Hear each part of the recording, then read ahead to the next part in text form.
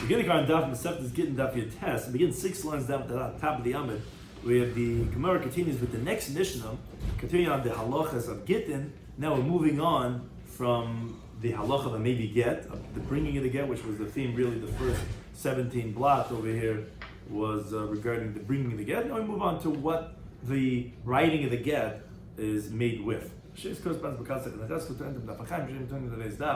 discussing today's daf are b'chol kaisim. You can write a get with anything. What's the halacha with edim she'enim yodim lachtim that they don't know how to sign? The halacha of what's interesting, ksav agabe ksav, and the halachas of Shabbos come up over here in the halachas of Gitin. Edim she'enim yodim miklis, and regarding if you have witnesses, they don't know how to read. So then the halacha is also then another case in nasal near chalak. What happens if the kids would like this case of invisible ink? He gives her a blank piece of paper, and he tells her he's a gitech. She's going to be Megudeshes with a blank piece of paper because she's Sav Megudeshes. We'll see the more why is she Sav Megudeshes. The blank piece of paper, and he says, here's your get that she's going to be Megudeshes, which we end up explaining as Sav Megudeshes. A related case of he tells her this is your get. She doesn't look. She throws it into the sea, and then he says, oh, Shtar Pasimu, Shtar Manu, which will explain to Gemara what are those things. She's going to be Megudeshes. She's Bad Megudeshes. Again, if you saw that it was writing, if it was a get, then you don't say that it was given just with, on condition or whatever. You say that even though she throws it into the sea, she's going to be Megudeshes. So begin the current Daf Yomi. You begin the Mishnah, 6 lines down. By Kol Kaisim, says the Mishnah, you could write the get with any type of ink, but there's many different types. As Bidyoy will explain the Gemara what these stuff are. The Gemara explains Besam, Besikra, Bekoimus, Bekankamtam. These are all different types of inks.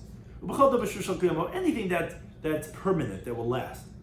But ain't question you cannot write mashkin, not with beverages, not with fruit juices, not anything that won't last.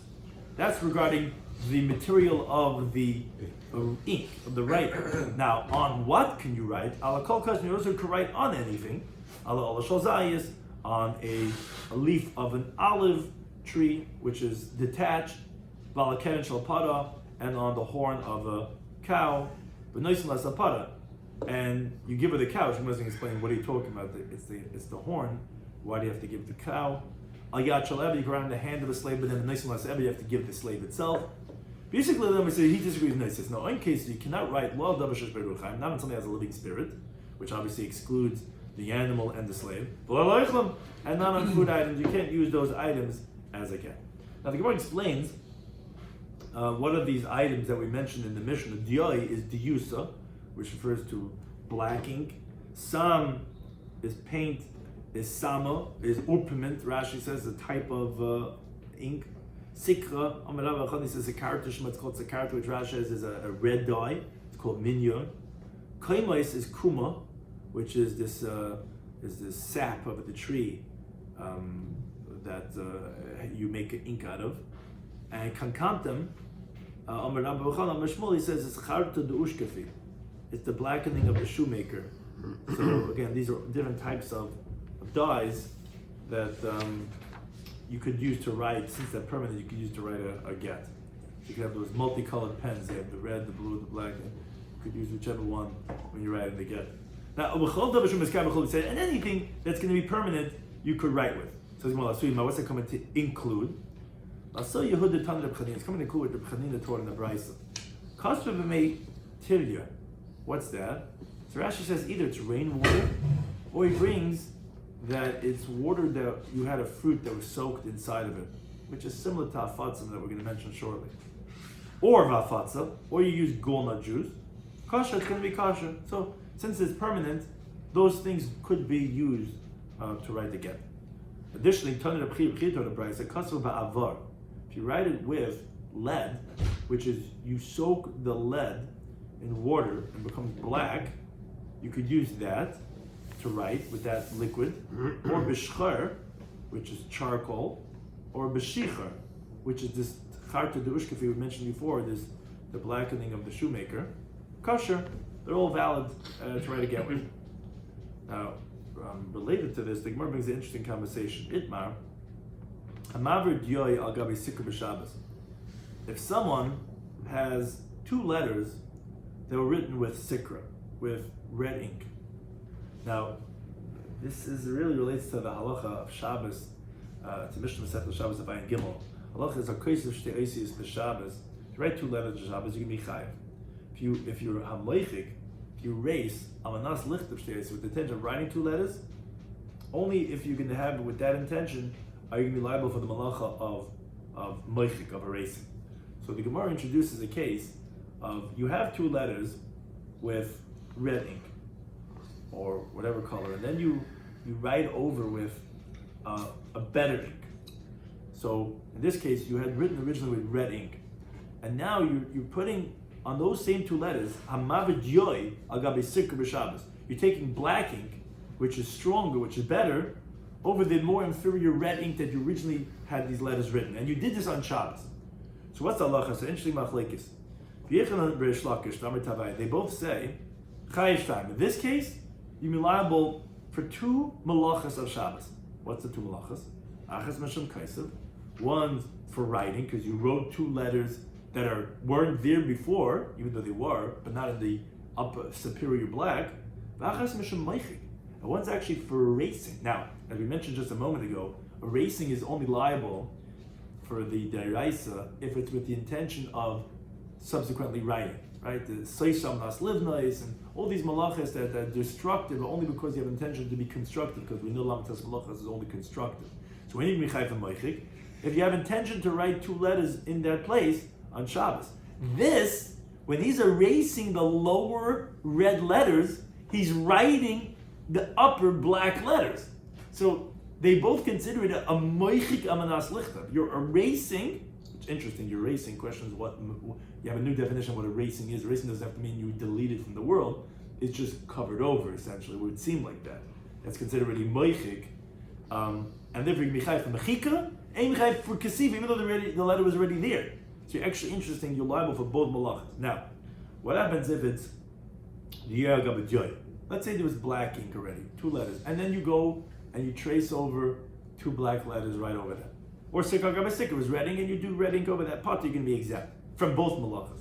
Why? It's the same thing it was before. You didn't write anything, you didn't erase anything. So therefore you're going to be patur.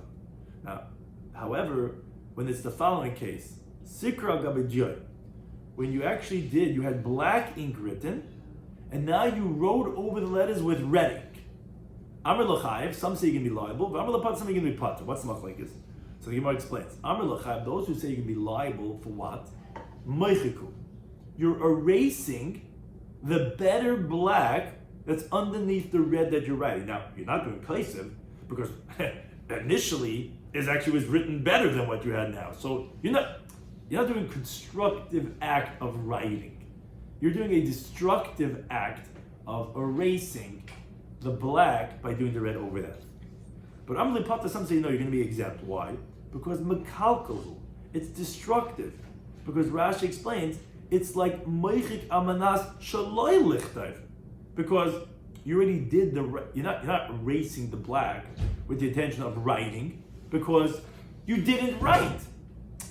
When we said the other way around, the red and then you did black over that, we said it was meichik amanas lichtayv, because the erasing of the lower red was being written over with the better black. When you have the black on the bottom, you're writing over the red, you're not doing any even mechika, because mechika is only when you're erasing with the intention of writing. You're not writing. The amanas is only here because you're doing it with the writing that you're erasing. You're not doing it writing, you're making it worse. Now, says Rashi, so why does the one who holds you to be chayiv? It's not so much of a makalkal, because the maisa, your red writing is recognizable. So that mandama holds it is mechika, it is considered meichik amanas lichtav. So even though you're not being chayiv for ksiva, which is interesting, because you didn't make it better, Rashi explains that mandama would still consider meichik amanas lichtav. So it's an interesting hair-splitting division, how you could have that difference of, you'll still have meichik amanas lichtav, but you won't have the malacha of ksiva. Now, related discussion. Now, where does this come up to our Masechta? So the Gemara brings Shlakish from Gitin. Shlakish asks from Gitin the following question: Eidim she'yodim lachta, witnesses who don't know how to sign. Ma'u sheyichtu lehem besikra. Maybe you know what you could do is the sugi we just brought up. Maybe what you could do is write the letters in red The Yichtim will have them sign with black. What's the question? Do you say Ksav Elyer and Ksav? Do you say the upper writing is a writing, it's a Ksiva, so therefore they're doing their own signing? Or maybe it's not considered a writing, because Shengish Shibin Midroit was just a Mitscharz. You're not doing anything. So Malay, Rabbi Yechon response says, no, it's not a writing, it's not a good option. If they don't know how to write, you can't do this. So Amalei says, what do you mean? You gave us a shiur, you told us, Ksav Elyon Ksav Linyan Shabbos. You said that when you have Gyoy Gabi Sikra, when you have the red lettering and you did the black lettering on top, you said you mechayiv two. One for Mechika and one for Kesiva. It's writing. So those ask, why can't you do this for the Edom as a good patent for them to be able to sign their names, write it in red, and have them write over in black? So Rabbi Yechon said to him, "Vos haste. You think because we imagine or we compare, we evaluate, we think, and we say from in a way of estimating that we're going to be stringent. Nasa Maisa, we're going to do a story now and to be lenient. Meaning, he said even regarding Shabbos, if this would come to us that someone did black lettering over red lettering in the time of the Beis Hamikdash, says I wouldn't rely on what I said that this guy could bring a carbon in the Beis Hamikdash, because maybe it's Chulin, Lazara. I don't know definitively that black lettering over red lettering is considered a Maisik Siva. You want me to know? Consider it's nicht get das. So us.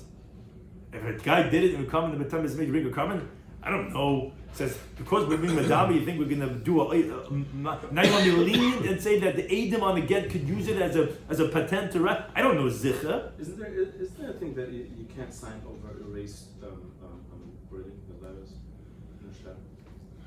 So I mean, is there such thing? Yeah. So we're going to get to later on in the Masechta. If you do sikra, diog sikra, if the writing with the diog is considered moichik and kosev, right, then that means that you're signing over an erased signature or right. So yeah. First of all, you're saying a halachic erasing versus because the erasing that we're concerned for is not a halachic erasing. We're concerned for a technical erasing because we're concerned that someone is forging something on the document. There's no halachic problem with writing on the erased. Halachically, let's say, erased document. It's only because we're concerned the guy's going to be erasing something and adding something into this. The halacha is concerned with a technical erasing, not with a halachic erasing. It's not like, because this mechika is halachic erasing. It's not like, and also I don't know if it's regarding the places where the witnesses are signing, but that would be an interesting question. You see that with the places, I would imagine if you see the place where the witnesses had signed and it's erased, and they have other signatures, well, that might be a concern about forgery. So, but it sounds like over here that you could tell that it wasn't anything erased; it was writing over, and you could tell it was written over in the exact same spot. So, it's a good question, but I'm wondering if that would be a problem because it's not a real erasing; it's a halachic erasing, and there's no concern about forgery. How is it even a shaykh possibility? Because if I'm writing Aleph Beis, and the person's writing my Aleph Beis, he's not really signing my signature. Right. So Taisus had mentioned this when we had this previously, and he spoke about in the other Manda Amar, let's say when you rip a page, which we're going to see in a moment also, and you sign in that space, said we leave you enough room for your own individuality. So although we wrote your name with, let's say in this case of red, and you're doing over black, there's enough room in the lines for you to make your own mark in how you write your name. So then it's not a complete. Then the whole process is. No, it's good. You just don't know how to write. It should be good because if that's the case, then he's not really. Red, but it's still over the red. It's still over the red. We're making dotted lines. No, it's still over the red. The reason why it would be a problem is because maybe it's not considered writing your name. If your name's already written, and now it would be Ksal Gam Ksal. Right. So that's the Shaila. So he wanted to say, you told me regarding the halachas of Shabbos that you be chayv l'chayz Ksal Gam Ksal. So there was only as a chumrah for Shabbos. I can't apply this to get. It's gonna be kula. I don't know if it's gonna be considered as a writing. You chayv on Shabbos, you're not chayv on Shabbos. Right. So I'm saying. So Rabbi Yechon says that when he says chayv shtayim, he says that. He didn't mean it. What? He didn't mean it. No, he says that. We didn't actually bring chatas. He says it's a deraisa, but he says if it would be in terms of Beis Hamikdash, would you bring a carbon? He says I wouldn't take responsibility for that because you have to then counter and figure also the liability of a chul mazar. You have to be really confident. So he definitely felt, you come to the Ruv and you ask the Shaila and he says, so us, right? He says, oh, bezos kim to sazor. I don't want to take responsibility for it. So you have to know what that means. It's a good Shaila. What did he say when he says chayiv shtayim? He actually said the words chayiv shtayim.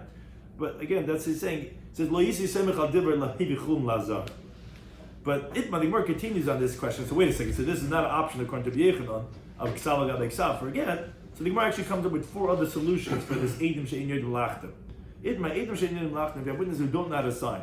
So Rav Amay says mikarim. What you do is that you tear. Rashi says it's that you actually carve out, you scrape in. Taisa had previously said that no, you use it's like tracing paper, like you make holes in the paper on top. But we did as an A. Rashi says you scratch out lahem nirachalik in the blank piece of paper. And then we do, like you said, tracing lines or whatever, and then he fills up the carvings with ink. Shmuel he says a different approach. He says actually ba'avar, use lead. So the Gemara says, wait a second. What do you mean when you say lead? Ba'avar sakadayatach, you really think that you could use lead originally, meaning use lead and then he writes over the lead? But if you wrote it with lead, b'shachar, b'shichar, these examples that we mentioned before with charcoal and with the shachar, that with the charta de ushkafi, that kashas can be kosher. So if it's considered a full-fledged writing beforehand, so if it was written with lead and then you're writing with black ink over the lead, that's just like the yoyal gabe sikra, which we said before you wouldn't rely on. So how is that an option to write it out with lead first? So more like kash is not difficult. It depends what you mean when you say lead. The halach of Shmuel that said that you write it first with lead is ba'avra. Literally, what you do is that you take a piece of lead and you rub it on the parchment and you blacken it. That's not a writing. How the Bryce that says that lead is already writing in its own right is b'maya da'avra. It's the water of the lead, meaning the water that the lead had been soaking in, that becomes like a dye, becomes like an ink. That is a writing. That you write. You wouldn't be able to write that previously and have him write over that because that's already been written. We're saying take a piece of lead and write out their names. That's what we're saying. That's not a writing. It's only the water that was soaked with lead is the ink. But the lead itself is not writing, and you could write it with lead and let him write over the lead with his own writing. That's the second approach. A third approach, Rabbi Shloimy says, you know what you do? Write it out first b'mei milin. What's mei milin? So this is water that afatzim, that golnuts were soaking in, that were grounded down golnuts. So you use that water. So he's like, really? But Reb Chanina taught a brisa. Kasav mei tarya. If you write a get with mei tarya, va'afatza is kosher. So it's already a writing. So how could you use that as the previous writing for him to write over? So it's not difficult. Rabbi Vo is talking about the afetz. So what does this mean? It gets a little bit complicated. Rashi explains the parchment was already treated with afatzim. The parchment was treated with golnuts. Then you could go ahead and mark the space, the name of the Eidim, with golnut juice, because there, the golnut juice is not going to be considered as iksav. Why? Because the color of the parchment is the same appearance as the writing, because they're both golnuts. So it's not going to be recognizable. But the brisa was duloi afetz. The parchment was not treated with afatzim. Oh, then it is a writing if you write with golnut juice, because it's going to be recognizable. She'ein mei milin agabe mei milin, because it's not golnut juice on top of golnut juice, and therefore it's not going to be ksav agabe ksav. And so therefore, that answers the question that When did we say that you could write out first with Mei Milin if the parchment was already treated afatzim? Then that Mei Milin is not going to be recognizable, so it's not iksav, and then you could write on top of that. But you're right, the case of the Bryce, if you wrote out with golna juice on parchment that was not treated with golna juice, then it is considered recognizable. Then you're right, you wouldn't be able to write the blacking on top of that because that would be iksav or iksav. That was the third approach.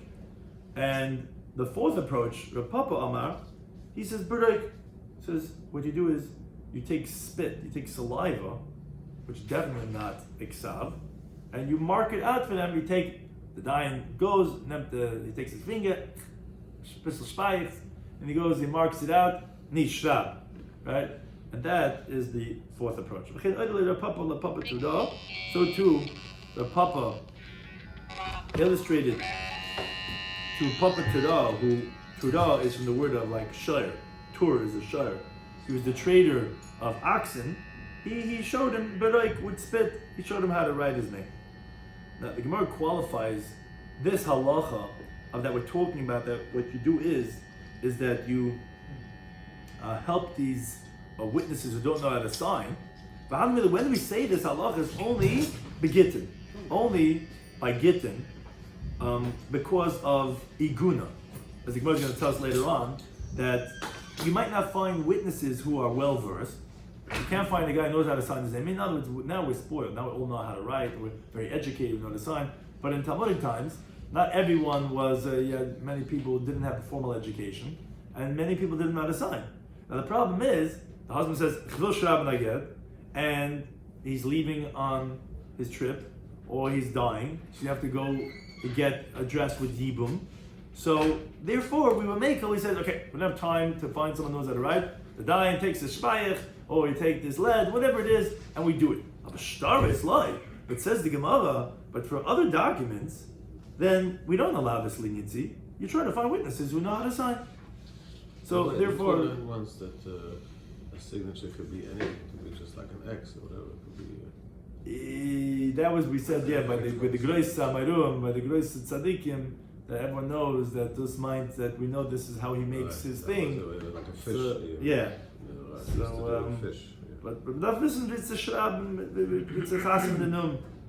With the grace, Ben Hana, no. Signing for a credit card. So if you don't know how to, then it's not valid for other documents. As the Gemara brings, because there was a story where a guy did this leniency for other document, not a get. But not going to give him malchus. Hey, so what are you doing over here? We didn't allow this leniency. It's only a leniency to get because of the iguna. The Gemara says, Tanika was in the Rav. We have a Bryce says like Rav. We had 4 different options. What do you do for aid that doesn't know how to read? Rav had said that you etch it out into the paper, again the way Rashi explains. And we have a Bryce that says like that. Rashi says, if you have witnesses who don't know how to sign, so what you do is you carve out, you cut out, you etch out into a blank piece of paper, and they fill in that etching with ink. So that's like Rav. Amshim Leil, he says, when we say this, the Gitin Nashim is by Gitin of women. Regarding emancipation of slaves, or all of the documents, if they know how to read and how to sign, then they sign. Then love, they don't know how to, then they're not going to sign. So the Gemara says, wait a second. Where did Rabbi Shloimy jump in over here and talk about reading? You mentioned first about knowing how to sign. Why did you jump in and then suddenly mention something about reading? So the Gemara says, there's words missing from the Bryce, and this is what it should say. Witnesses don't know how to read. We actually read in front of them and they sign. Now, if they don't know how to even sign, then there's a whole added element of this other halacha of etching out into the paper. So there's 2 things. On that, he says, wait a second. When we say there's leniency beginning nashim, by divorce documents of women, but emancipation of slaves, all of the documents, if they know how to read and sign, then they sign. But not, times again, there were words missing, and there was actually both leniencies that we say by Gitin Nashim, unlike other stars. Now, Amr B'Laz says, my Tem Shem Lil, in other words, he disagrees with the Rabbanan. Rabbanan don't make this differentiation. They allow this leniency by all stars. Who limits it to only Gitin Nashim. What's the reason for his opinion? So he says, yeah, because we don't want to have the Jewish women to be forlorn because of what we described from Rashi. Therefore, we allowed it, but in general, we wouldn't allow it. And Amar Rabbi says, look, it's a leniency only for Gitin Nashim. But Rav Gamda B'Shmei D'Rabba says, in halacha is not like Rav Shimon Gamliel. So I said, wait, come on. So who are you saying like? K'Rabbanan? That they validate this leniency by all stars? What do you mean? The story brought on Amid Aleph. Someone who did this leniency by other document, but not Rav Kana gave Malchus. I thought you said Allah is like Rabbanan. Says the Gemara, no, Tirgama, explain what happened in the story of Rav Gamda, meaning there's this halach of Rav Gamda, that he says halach is like Rabbanan, is only a kriya on the reading, meaning if they know how to sign, even though they don't know how to read, that's okay. And even by Oshtaris, we're going to recite in front of them what it says in the document. That we hold like Rabbanan. But Rav Kahana, who gave Malchus, is when they don't know how to sign. Regarding signing, that's where he said Allah Rav Kahana, that's only by Git. So it depends for which one of these two halachas is he saying that halachas is Rabbanan. He says only for the reading, not for the sign. Now the Gemara brings that Rabbi Yehuda, he was very old, his eyesight was dimming, and when he had to sign as an Eid or a Dayan, mitzvah, he would pain himself with the reading of the shtar and kadi v'chasim. He would read and he would sign. So he'd make his squinting eyes and take off the brill and the mamash look, and he would read and sign. So Ula says, you don't have to do this, Rabbi Yehuda. Why not? You have to read and sign like we just said this halacha. No, because Rabbi Laza, Moda de Eretz Yisrael. Rabbi Laza was the master in halacha of Eretz Yisrael. He was more well versed than all his colleagues. The Gemara Masechet Nida explains why was he called Moda de Eretz Yisrael in the second period of Chav Mabez. But he could be Karakame B'chasim. Don't worry, he could read in front of you, and you'll know what it says, or then you can sign. Now the Gemara says, for Rav Nachman, Rav Nachman actually did this. He had the scribes of the judges read in front of him, and then he would sign his name. Now, but the Gemara qualifies very important because we know, sometimes you have big people that and they make this chasimas and this and that. You have to be careful who's telling you your information. So the Gemara says, but Daf Rav Nachman, this specifically Rav Nachman, who he was a judge, and he was appointed from the Resh Kalusa, he was the Chasmi Ben Nasiya, he was the Aidim from the Nasi, as the Gemara says, that's one. And also, he was the Vesafra Dayane. It was the scribes of the judges who are afraid of him, and they wouldn't lie, the Islahuay Masa, that they're intimidated from him. That's where you'll say that they could read in front of you. But let's say it was Rav Nachman and other scribes, not of the best.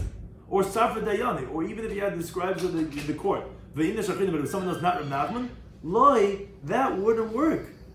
You would have to go ahead and read it yourself because you can't trust everyone that tells you anything.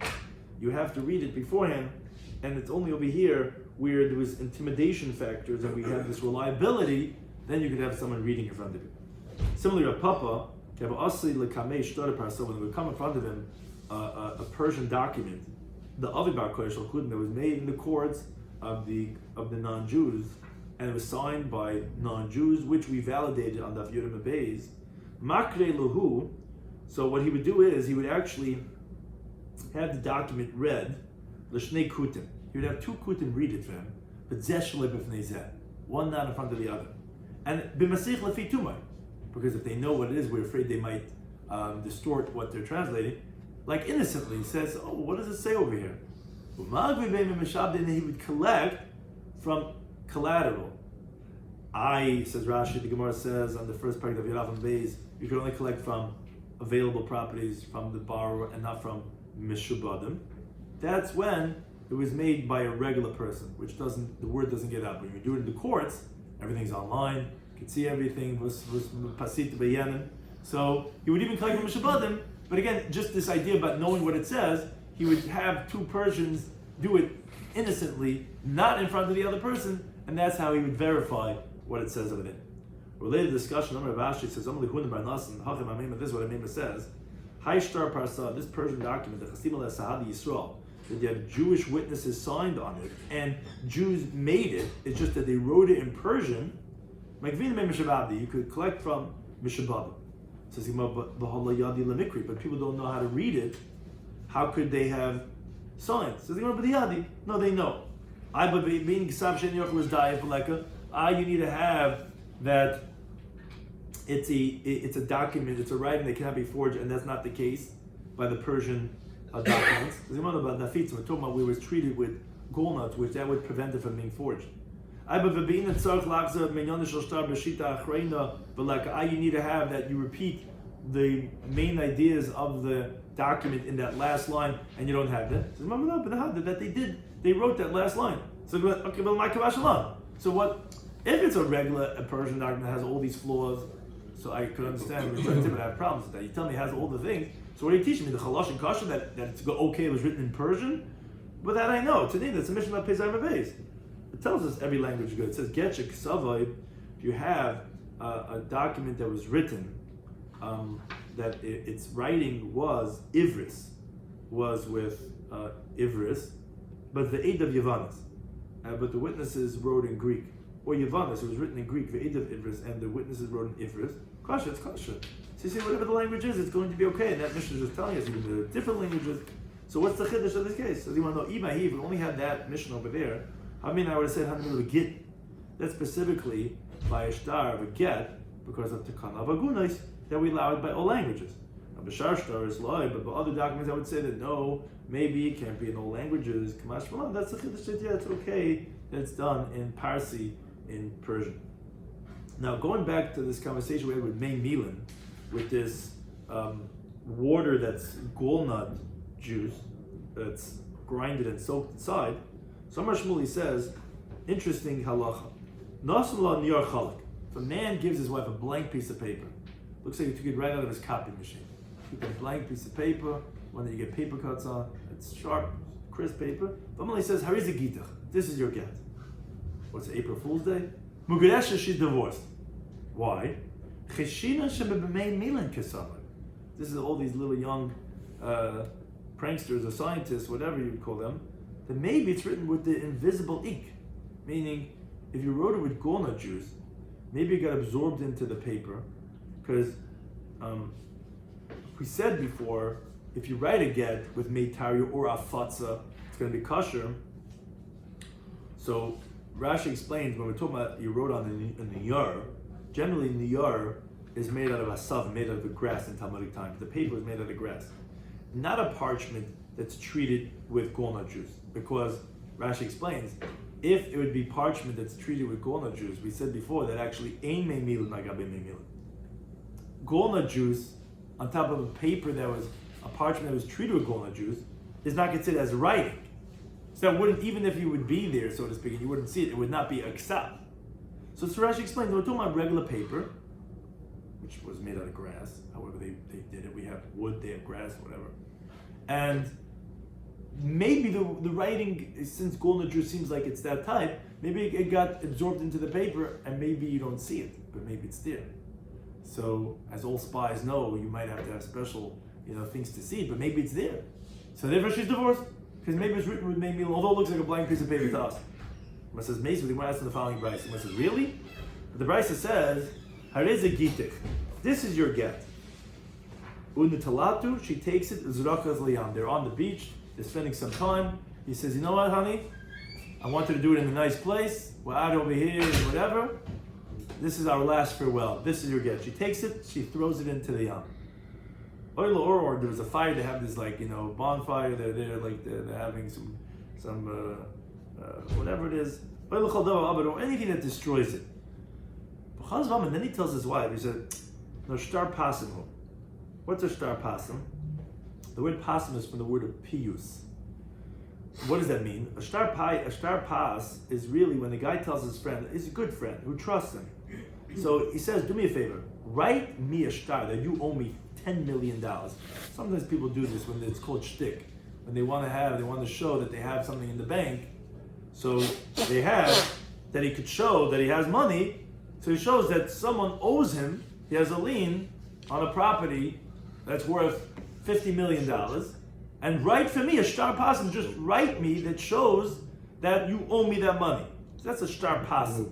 It's not real, but it's like you trust me that I'm not going to actually collect this $50 million from you, but I have to show that I have money, that I'm a man of resources, of means. So that's a shtar pasim. Or shtar manahu. He says, here, amanah is from the word of also a faithfulness, that let's write that I borrowed $10 million from you, but I didn't borrow. I trust you, the lender, that you're not going to come and claim from me, only if I actually borrow. But I needed this to happen any day, so they're not open, the courts, and to have it, have it certified or whatever on a Sunday or whatever. But I need this to happen any moment. So I'm going to give you the document that I borrowed from you $20 million, so that when I need it, you'll wire me the money right away. It's called a shtar man. So both those are not real documents. Shtar pasim is not real, shtar man is not real. They're just like, I trust you. So he says, don't worry, this that I gave you the get wasn't a get. It was pasim, amana. It was, in case of a situation that we needed for that. Mugadesha, she's divorced. And he's not believed to make her forbidden, meaning like that she's still his wife and forbidden. Because since there was a moment when he gave it to her before she threw it away and burnt it, incinerated, whatever this and that, it was a real get. So therefore, she's gonna be considered divorced. Says he, wait a second. Time and day except sounds like because there was writing on that paper, which she just chucked into the ocean or she put into the fire. So then we say, okay, she's going to be divorced. Halek except it sounds like if there's no writing, then loy, then no. Meaning it was a blank piece of paper. Says Rashi, if the halacha was like you, that the woman would be divorced, when I don't understand. The Tana's coming to tell us a chiddush that even though she didn't read it, if it's a get or not, since he says it's a get, he can't back out anymore and say, oh no, it wasn't really a get. It was a shtar pasim, it was a shtar amana, whatever it was. We presume it was a get. But if a blank piece of paper he also held, we would treat it as a get, should have done a bigger chiddush. A blank piece of paper. And she made a plane out of it. Yeah, honey? Threw it into the ocean. It's gone forever with the Titanic. Right? So you should have said even blank. Why are you saying that there was a writing on there? And they want to say, no, it wasn't really a get. It was shtar pasim. I needed, for insurance purposes, I needed to give you. I was just joking. He's not believed over there. But if you held that even the blank, you should have said blank. Says Gemara, no. The Gemara says an interesting description. Kikar Shmuel, you're right. When did Shmuel say that she can be divorced was not just in general. Rather, is the Batkinale. We actually do a test on the paper. B'maya denara. What's Maya denara? Rashi says it's a dye that's called foilia, violet. And what you do is you put the dye over the paper and it spits out the letters that were seen and now it's visible. So it's very exciting for any spy kid. Rabbi Nachanal says differently, in case you're testing this out at home, is you take pomegranate peel and you have that water, and that's how the Aruch also explains it, that's how you put that over the page, and that will emit any secret writing in the paper. So says the Gemara, if it's gonna spit out writing, so it spits out. You're right, if it's not gonna spit out anything, lav klum, it's not gonna be anything. So you're right. In other words, it's not difficult on Shmuel. When you have a blank piece of paper, it's not necessarily going to work. That's why the Brisa only said when there's writing. And then, okay, he can't back out and say it was a mana, it was a pasuk. When did Shmuel say that it's going to be a get? Is when you treat it. So the Gemara says, well, I understand. Even if it spits out the writing, hashtahu the palit, it's spitting it out now. So what does that mean? What's the question? So Rashi explains, when it was blue ice, it wasn't iksav. So it's fascinating for any, again, like spy or whatever this net to understand the mechanics of how you translate what is. It's not writing. In that moment, when there's not, okay, you get into digital type of writing, place can talk about similar types of things like that. If it's not visible, it's not considered writing. It's actually one of the big things with the Shabbos oven, possibly. That when you don't see something, is that considered, even though it's happening, is that considered as happening? So here also, even though the writing is there, but it's not writing. So who cares that When you gave the get to her, but nasan biyada, you didn't give any writing. So Shmuel, even if you can tell me you got to treat her with this whole treatment, and then you come out and you see this writing that okay, therefore comes out he really gave her a get. It's not true. There was no writing. Says Gemara, no. Shmuel nami cheshinan kama. You're right. Shmuel didn't say it's going to be definitively a get. He said we're concerned that maybe it wasn't so absorbed, and it was very, very faint, but there was writing. Now, if he's going to die, you're right. She's going to be forbidden to a kohen, and she's going to have chalitza and not get yibum because maybe she's. In other words, he wasn't saying as a leniency that the woman's divorced and she can go ahead and get married to whoever she wants to. He gave her a plain piece of paper, but no, maybe there's made milim, but we didn't say anything. Oh, but maybe it was there, and then we do a test and we see there was writing over there. So now we're concerned maybe it was a little bit faint, but it was there. So maybe she was divorced, maybe not. That was Allah Shmuel. Now the Gemara continues, relating to the brayso that we mentioned before. Omer Ravina. Ravina says, Amema said to me, today. These two people that were Eidim Mesira, they were there witnessing the Yov Gitzi Kamaya, the get was given in front of them. They have to read. So we mentioned this idea before about reading. They have to go ahead and read it. So the Gemara says, really? The Gemara is from the brayso we mentioned before. The brayso says, Hareza Gitach. The husband tells his wife, hey, this is your get. When the talasa is a kasaliyam, she takes it, she throws it into the ocean, or into the fire, or l'chaldava avid, or anything that destroys it. Then the husband says, oh honey, don't worry, it wasn't really a get. Shtar pasimu, shtar manahu, mugideshtis. No, she's divorced. You can't now make her forbidden that she's your wife. She's a free woman. She can marry who she wants. Says the Gemara, I don't understand. If the halacha you just told me is true, that the Eidim Mesira have to read it, they read, they saw as a get. How's he going to say now that it was a regular get that he gave her? So no. The case is actually now, again, we go from spy to magicians. The pasuk the karyua, after that they read it, idle lebeyada. So we all know the magicians with their sleeves. He put it into his sleeve, or beneath his garment. The Afghan took it out.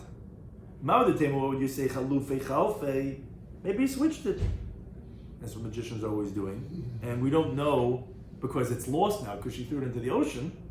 So you would say maybe he's believed. Maybe it was a sleight of hand, and then he gave her something else. Kamashon, that's just saying that no, that they read it. You're not believed to say that you gave something else, but that wouldn't contradict the halacha that was saying that you have to read it because they read it. But maybe you would say that he actually gave her a different paper. Now the Gemara brings another suffix regarding get. Who gave to a certain person the zargla gita le debase le beni dani. What it did was, she was maybe in the wine cellar. He throws her amongst the barrels a get. Now ishtakayach mezuzah. They actually, when they look to see what he threw, they find a mezuzah. Some of Nachman says mezuzah beni dani lo shchicha. It's not common to find a mezuzah amongst the barrels, and this is what he probably threw to her. So you have to be concerned that maybe he threw her a get and that it got lost because we found a mezuzah. Why would the mezuzah be? He probably threw a mezuzah. It looks like a get. It's parchment, this and that, and he's throwing it to her. So you don't have to be concerned. But when do we say this? If you only find one mezuzah, but if you find 2 or 3 different mezuzahs, and we see that he only threw one writing. Oh, so then obviously one of these mezuzahs was there from before. So medahavia, the fact that this was there, so hanami. So then here also this other one we also say Havi was also there from before. Oh, then the Gita, maybe he really threw her a get. And Emach Baram Shaklu, you have to say that maybe mice took it and therefore it's a suffer. Maybe she really is divorced. Meaning, if it's in her rishus, in her domain, and he threw, we have a suffix. Maybe it was a get. Because you can't say, oh, we found a mezuzah, must have been a mezuzah, because no, there's other ones too. So it's not going to resolve our question. Who gathered the Olabek condition? Another interesting case. A certain man went to shul. Shakla Sefer Torah, takes the Sefer Torah. You have a little base, he brings the Sefer Torah to his wife. She looks at what's today, Simchas Torah. Says, this is your get. That was the story. So Rabbi Yisrael says, what should we be concerned for? It's interesting how a Rav thinks. He says, if it's maybe he wrote a get on the outside of the parchment of the Sefer Torah. It's just not recognizable because he wrote with this very faint golna juice, and maybe that's a get because he wrote on the back of the Sefer Torah. No, Eimei Milin. We don't say that golna juice is considered as writing al gabe mei milin because, as Rashi explains, all our parchments of Sefer Torah are already been treated with golna juice. And we mentioned that golna juice on top of parchment treated with golna juice is not considered as writing. So there's no concern for the writing, this faint writing that he might have written a get on the back of the Sefer Torah. And even though this guy might be desperate, the only piece of parchment he found was the Sefer Torah in Shul, and there's someone again left open during the Kodesh, takes out the Sefer Torah. I said, no, we don't have to be concerned about that. Now, as a Gitin Daf Chafam et Alf, Imishim creases the Isban, if you're going to say, what do you mean? It says the parasha of Gad, but Chasam Sefer creases in the Torah, maybe he's taking the parasha of the Gad from the Torah, so he's just giving the whole Sefer Torah, and keep the change. No. Habi'ina, you need to have B'chasav Lishma. We know that the get has to be written for her sake, Valeka. You don't have that. Says whoa, wait a second. Maybe this guy is so, such a sinister, deviant guy. If you're going to say we should be concerned,